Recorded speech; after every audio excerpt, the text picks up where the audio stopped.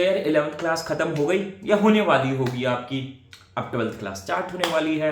And बड़ा अच्छा सा लग रहा होगा क्योंकि 11th के सब्जेक्ट्स ना कॉमर्स के जो थे थोड़े इरिटेटिंग से थे, मतलब मुझे नहीं पता तुम्हें लगे नहीं लगे, मुझे लगते थे, पर 12th के समय बड़े अच्छे लगते थे।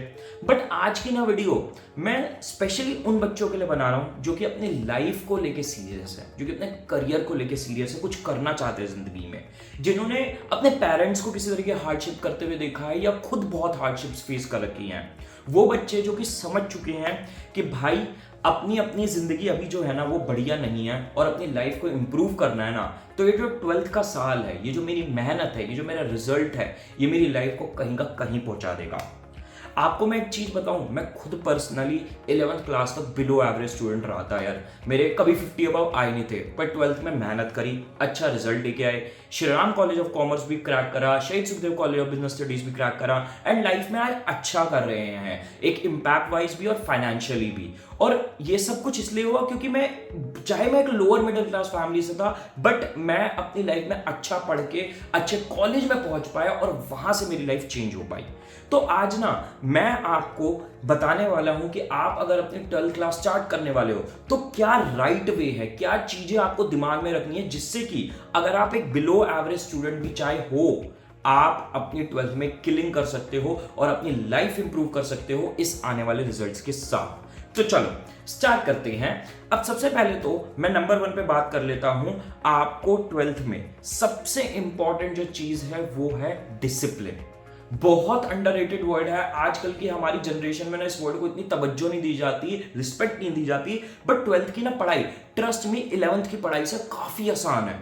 ठीक है, बस 12th की पढ़ाई ना आपसे ये भी नहीं कहती, देखो वो जो कहते हैं ना कि दिन में 10-10 12-12 घंटे नहीं पढ़ना यार, वो एग्जाम से एक दो महीने पहले ही पढ़ना होता है। बट आपको बस सिंपल क्या चाहिए, आप 2 से 4 घंटे डेली कंसिस्टेंटली डिसिप्लिन के साथ बैठ के पढ़ो।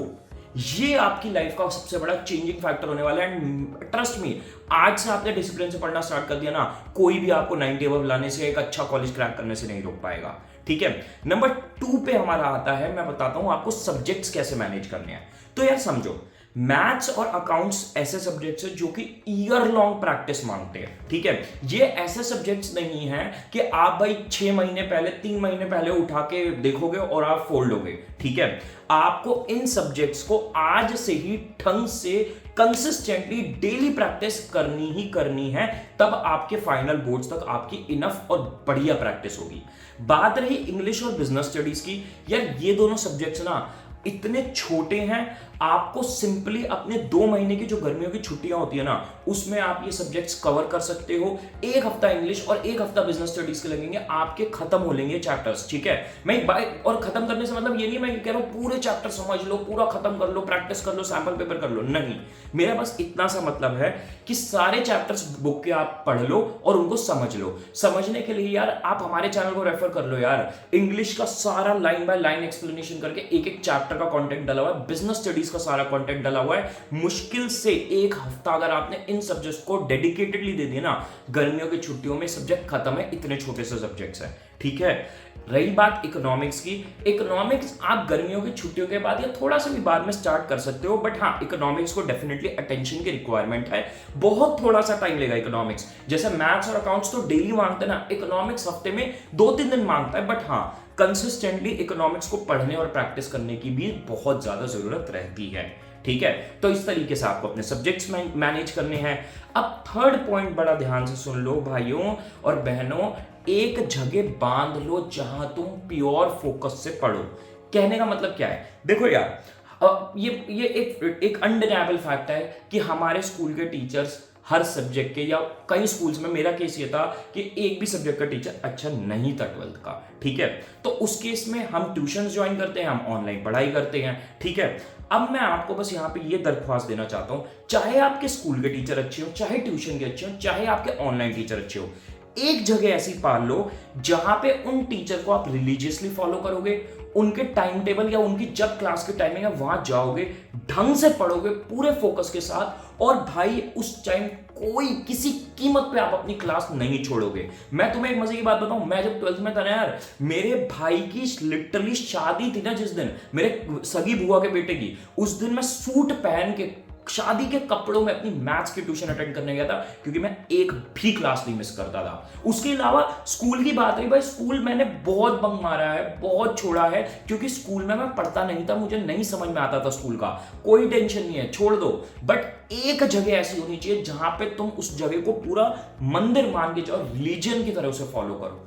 तो आपको एक जगह एक गुरु ऐसा पकड़ना है हर सब्जेक्ट का जिसको आप कभी भी मिस ना करो और पूरे फोकस से उनकी बात मानो और फॉलो करो।